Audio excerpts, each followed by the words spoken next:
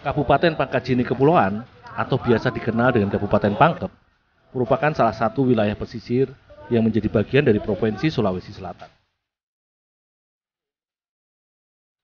Masyarakat pesisir Pangkep sebagian besar berprofesi sebagai nelayan.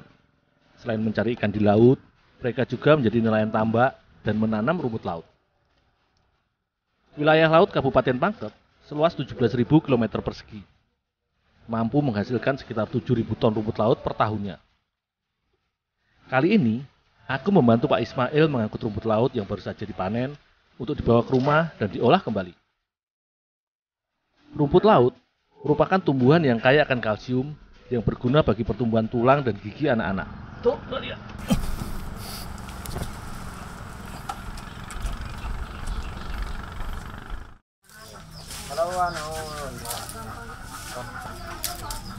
Rumput laut juga rendah lemak dan kaya akan serat yang memperlancar pencernaan, sehingga baik dikonsumsi bagi yang sedang berdiet.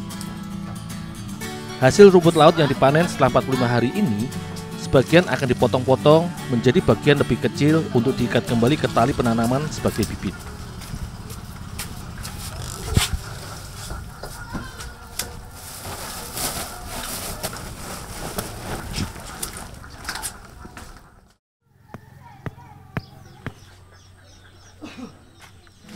Sementara sebagian lagi akan dijemur dan dikeringkan untuk dijual ataupun diolah menjadi beragam makanan. Rumput laut yang telah dipanen ini adalah jenis Eusoma cottoni. Rumput laut jenis ini memang paling banyak dibudidayakan karena tingginya permintaan rumput laut yang biasa dijadikan bahan baku beragam jenis makanan.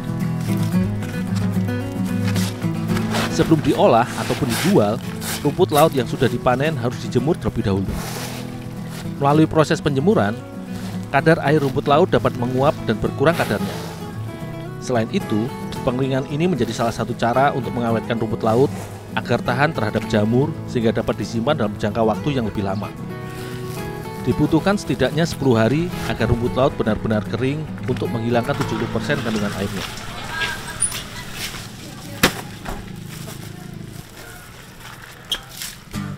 Rumput laut kering yang sudah dijemur sebelumnya nantinya akan diolah menjadi beragam cemilan ringan khas Desa Pitusungu Pangkep. Sebelum diolah, rumput laut kering dicuci terlebih dahulu untuk menghilangkan sisa kadar garamnya. Pencucian ini juga membuang sisa pasir atau kotoran yang melekat pada rumput laut. Setelah dicuci, rumput laut harus direndam terlebih dahulu selama 1 jam.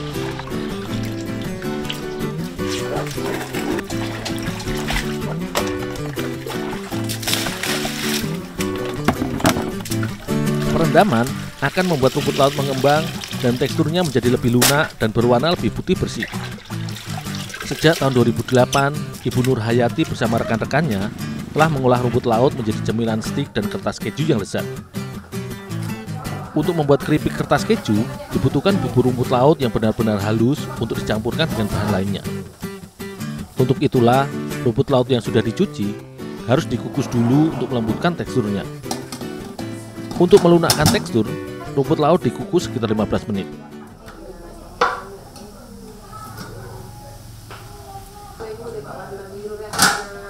Sementara untuk membuat stik rumput laut, bahan utamanya tidak perlu dikukus, bisa langsung blender.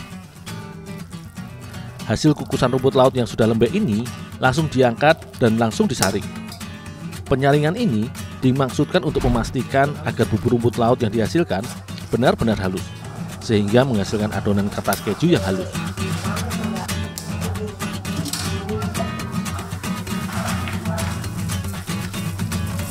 Adonan keripik kertas keju terbuat dari campuran keju parut dengan bumbu penyedap yang diaduk hingga merata. Bubur rumput laut yang sudah disaring selanjutnya ditambahkan ke dalam adonan keju dan diaduk kembali.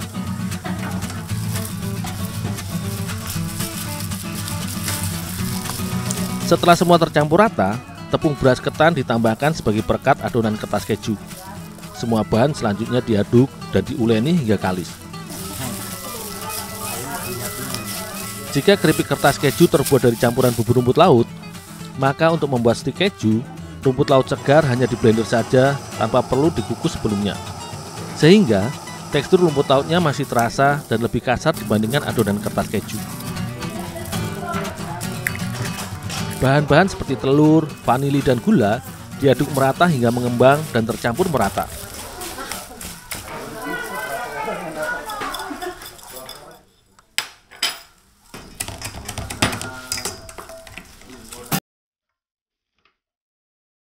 Setelah itu, rumput laut yang sudah di blender kasar langsung ditambahkan ke dalam adonan. Tepung beras ketan juga dijadikan pelengkap dari adonan stik rumput laut ini. Setelah bahan tercampur merata, maka adonan selanjutnya siap digoreng. Pewarna makanan dapat ditambahkan ke dalam adonan stik sebagai pelengkap untuk menghasilkan variasi stik rumput laut yang lebih menarik.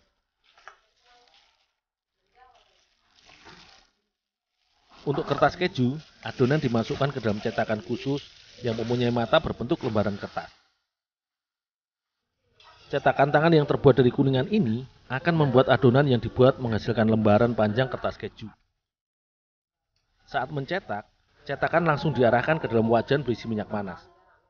Sehingga saat dicetak, adonan langsung masuk ke kuali penggorengan. Sama seperti cetakan keju kertas, stik rumput laut ini juga menggunakan alat yang sama. Hanya saja ujung lubang cetakan berbentuk bulat bergerigi, sehingga menghasilkan bentuk stik rumput laut yang khas. Semua adonan dicetak dan digoreng hingga matang dan berubah warna menjadi kekuningan.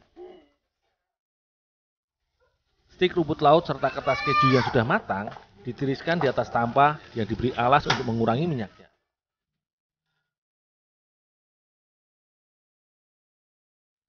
Stik serta kertas keju dibungkus ke dalam kemasan plastik seberat 50 gram. Dengan harga jual 5.000 per bungkus, cemilan rumput laut ini oleh-oleh dan panganan yang murah meriah dari Kecamatan Maarang, Kabupaten Pangkep.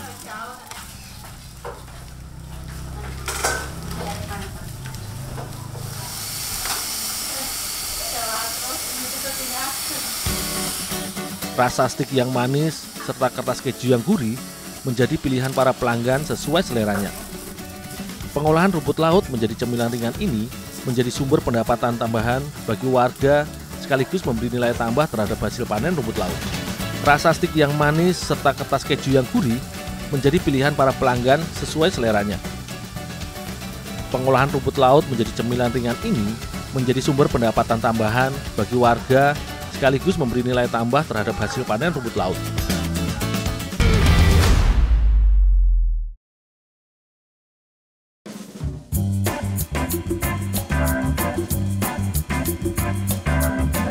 Hasil laut di perairan Aceh lumayan besar ya. Nggak heran kalau banyak olahan ikan di sini. Salah satu jenis yang populer di sini ikan tuna. Hari ini aku mau dapat tugas mengantarkan ikan tuna untuk Kak Aziza. Katanya sih mau diolah jadi kemamah. Biasanya sekali produksi Kak Aziza memakai sekitar 60 kg ikan tuna. Kadang dapat satu ikan langsung seberat itu. Kalau yang ini ada beberapa ikan berukuran 8-10 kilo.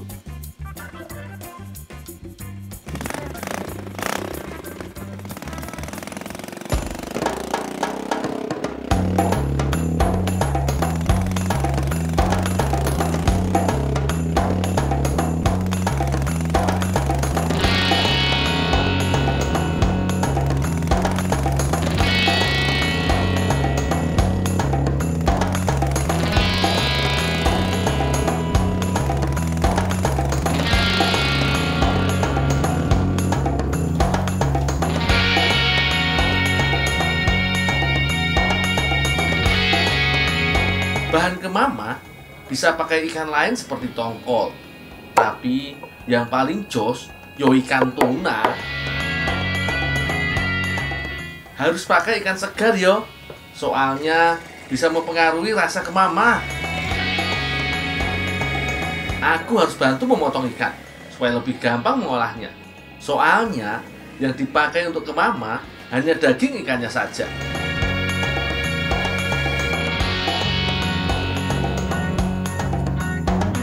Oh iya, yang diolah hanya ikan tuna berukuran besar. Ini akan membuat rasa kemamah makin enak dan gurih dibandingkan ikan-ikan kecil.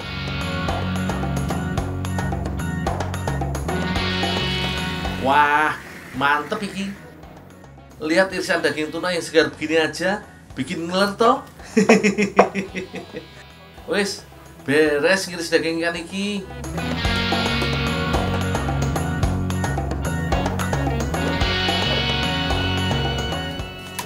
Yuk, mau carikan dewa, makan ya. Semua ini, Bang? Ya. Oh ya ya.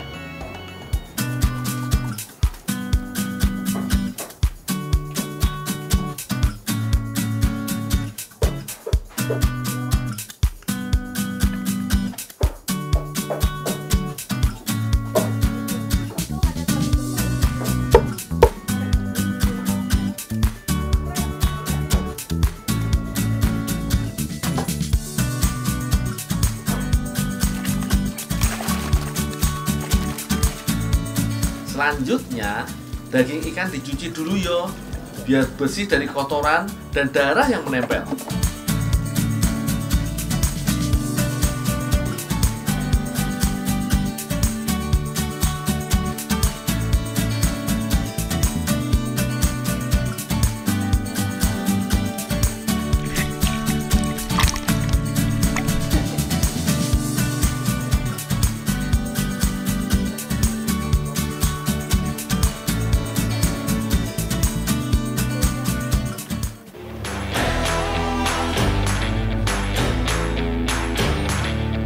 Setelah bersih, ikan direbus sampai matang.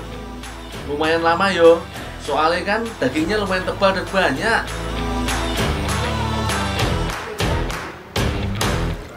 Kira-kira butuh waktu sekitar 2 jam sampai daging tuna empuk.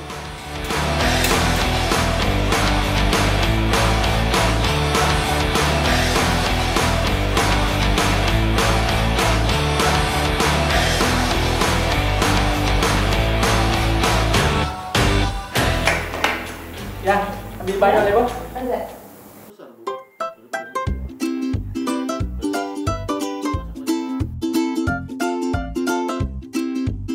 Dul, ya Bang? Mana gini, Dul? Oh iya Bang.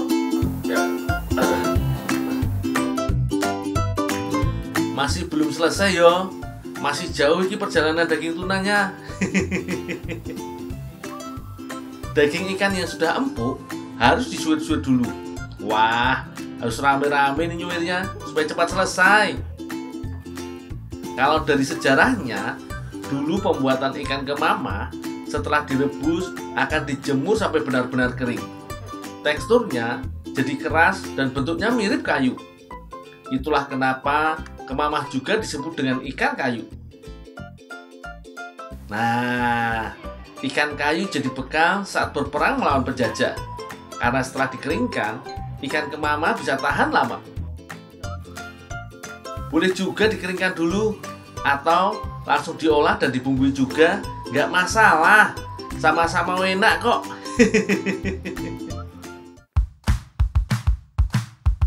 Kalau kemamah buatan Kak Aziza, langsung dimasak.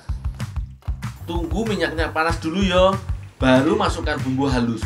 Oh iya, bumbu halusnya terbuat dari bawang merah, bawang putih, cabai merah, cabai rawit, dan asam sunti. Asam sunti termasuk salah satu bumbu khas Aceh yo, terbuat dari belimbing wulu yang dikeringkan. Kak Aziza memakai tambahan daun kari atau daun temurung. Daun ini juga sering dipakai dalam masakan khas Aceh. Ini tidak hanya membuat masakan lebih enak, tapi juga membuat aroma khasnya keluar. Banyak manfaat daun kari yo, mulai dari beberapa jenis vitamin sampai asam folat. Daun kari juga dipercaya bisa mengobati beberapa penyakit seperti MAH dan disentri. Tumis sampai bumbu meresap dan minyaknya menyusut. Untuk jadi kemamah basah, cukup dimasak sekitar 2 jam. Tapi kalau mau buat yang kering, bisa juga kemamah dimasak selama 5 jam. Kemamah kering lebih tahan lama yo. Bisa awet sampai sebulan di suhu ruangan. Kalau disimpan di freezer, bisa tahan 4 bulan. Tapi kayaknya nggak mungkin. Kalau rasanya manis begini, nggak sampai sebulan juga udah habis, ya toh?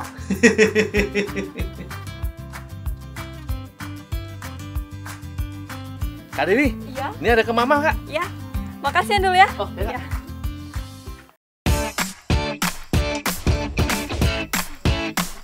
Ke Mama bisa langsung dimakan dengan nasi panas yo. Tapi Kak Dewi mau mengolahnya ke Mama jadi makanan lain. Wah, jadi apa yo? Kok pakai telur dan cabai? Yang dipakai cabai hijau dan cabai merah berukuran besar.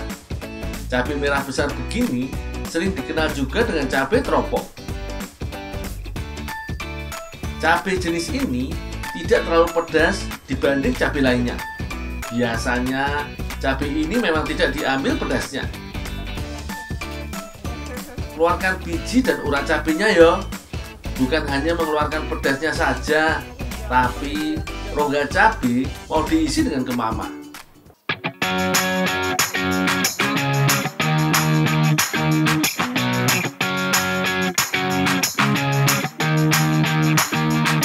Kemama sudah enak rasanya, jadi tidak perlu ditambah bumbu apa-apa, hanya campur telur saja. Telur tidak hanya menambah rasanya jadi makin gurih, tapi juga membantu merekatkan kemama dan cabai saat dikukus.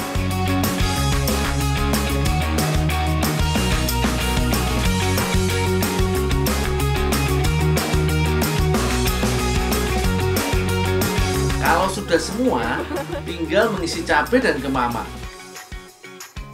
Cabai merah tidak hanya enak jadi campuran sayuran, tapi juga banyak manfaatnya.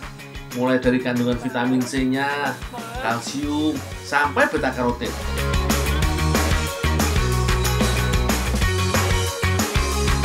Setelah semua terisi, boleh juga kalau mau ditambahin irisan cabai di atasnya, supaya makin menarik yo.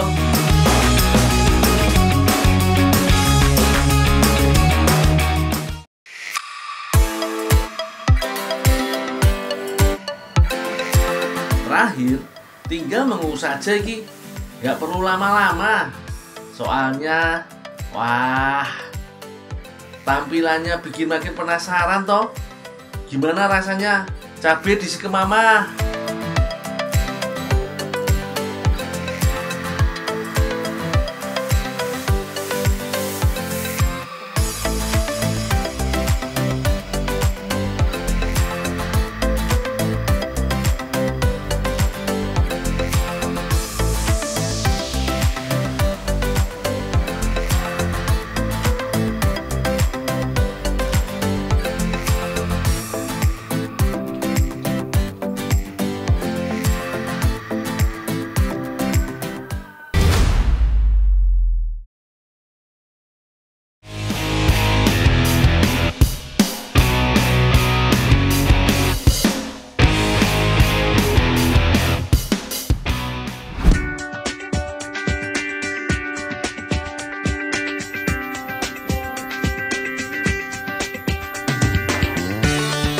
Aku diajak Mang Ari mengambil si ratu buah alias manggis.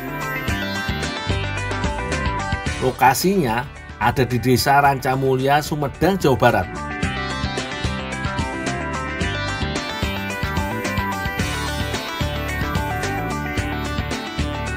Ini dia pohon manggisnya, Lur. Kalau gitu, langsung aku panjat aja yo.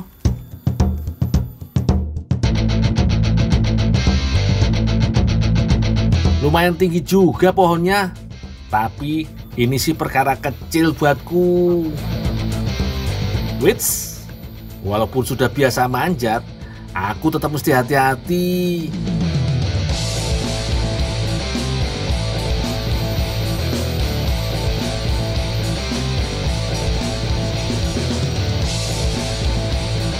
Ciri buah manggis yang sudah matang mudah dilihat.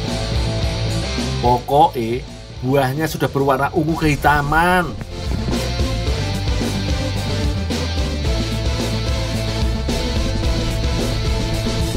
Kalau buah yang dekat bisa langsung diambil dengan tangan. Tapi kalau yang sulit terjangkau bisa pakai galah bambu.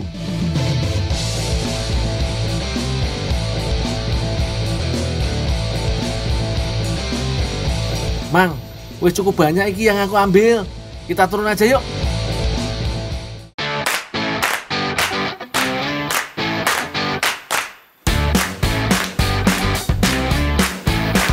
nggak banyak lo, gabungin aja lo. Oh, ya kan?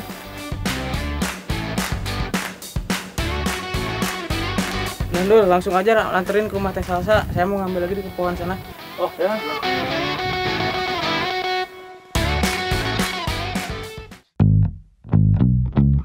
Teh, disuruh antar manggu ini, Teh.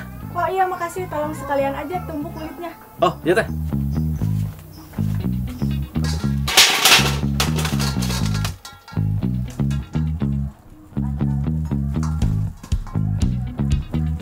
Kira-kira Teh Salsa mau buat apa ya dari kulit manggis iki? Jadi penasaran ya, Lur. Ya wis, aku proses dulu kulit manggisnya. Setauku, ratu buah iki gak cuma enak dimakan, tapi juga wakeh manfaate. Salah satu nih punya antioksidan yang jos gandos untuk daya tahan tubuh kita.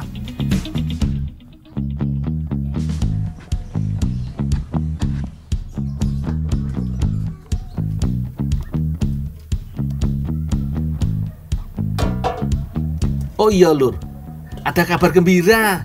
Kulit manggis kini ada manfaatnya. Sudah lama sih kabarnya itu, Lur.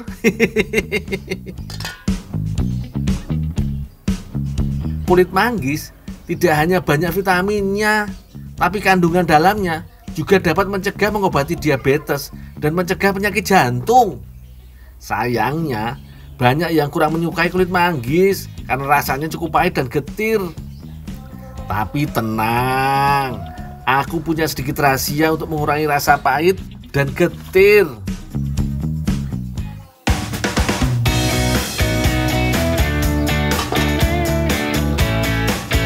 Teman-teman, ada tips nih gimana caranya ngolah kulit manggis supaya rasa pahitnya hilang. Nah, caranya nih sebelum ditumbuk kita tetesi dulu dengan jeruk nipis ataupun jeruk lemon. Boleh dicoba. Rasa asam pada jeruk nipis atau lemon bisa mengurangi rasa pahit dan getir kulit manggis, Lur. Walaupun tidak bisa menghilangkan semuanya, tapi setidaknya kulit manggis jadi bisa lebih diterima lidah kita.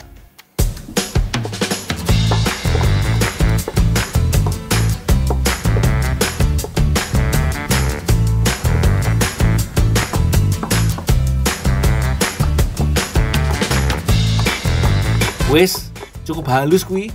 Langsung aku kasih ke Teh Salsa wae iki.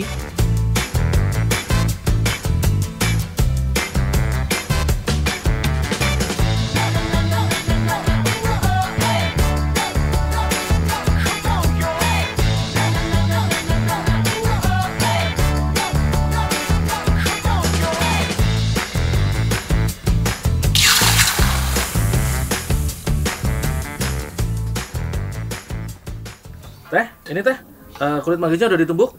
Oh, terima kasih. Oh, ya Teh.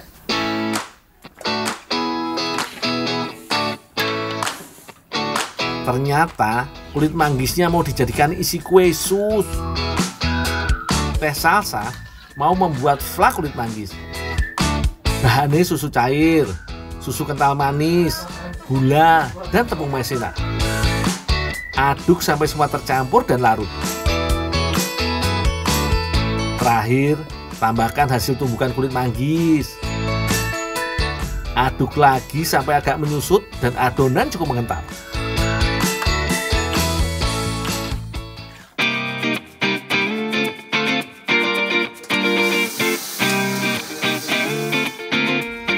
Kulit susnya terbuat dari air dan mentega.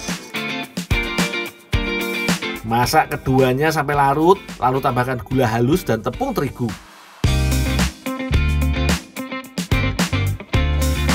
Aduk terus sampai adonannya kalis.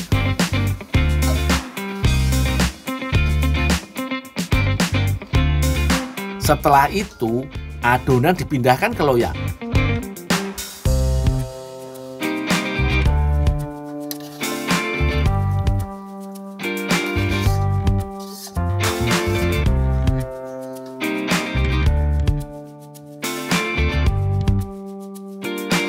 Dinginkan adonan sebentar, lalu masukkan telur. Aduk sampai rata dan tidak ada adonan yang menggumpal.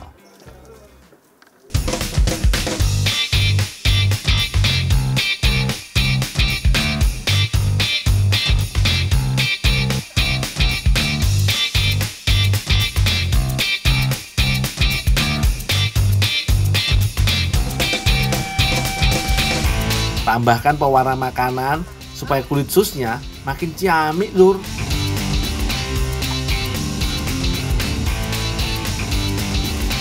Kalau sudah beres, masukkan adonan ke dalam plastik cetakan.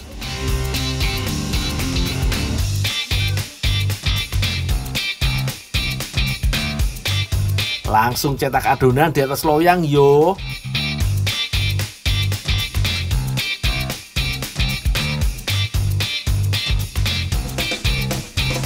Sekarang tinggal memanggang adonan.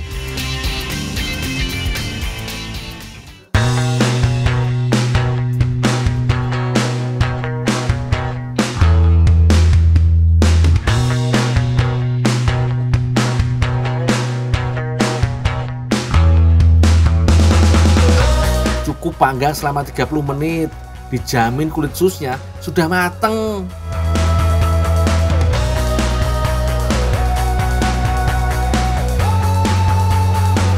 Kulit dan isiannya sudah beres semua ini.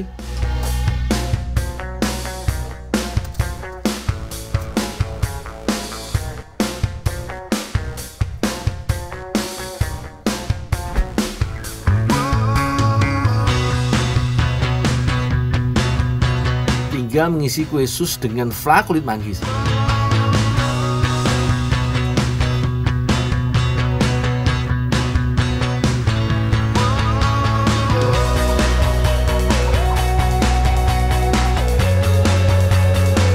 Aku titip minta isi yang banyak ya teh, biar makin nikmat nyantapnya.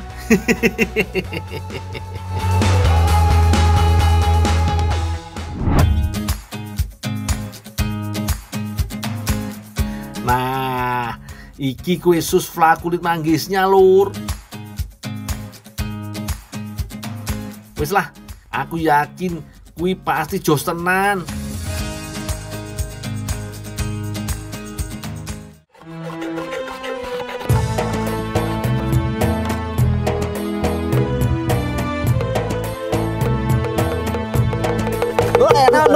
Enak, Ada apa, Dol? Nggak ada apa-apa. Ini saya cuma ngetes kentongan doang. Ini kan bulan puasa nih. Mau persiapan buat taraweh. Oh, iya. Batok kelapa menjadi bara. Terbakar semua, tidak bersisa. Cakep. Wahai saudara seiman senegara, saya ucapkan selamat menjalankan ibadah puasa.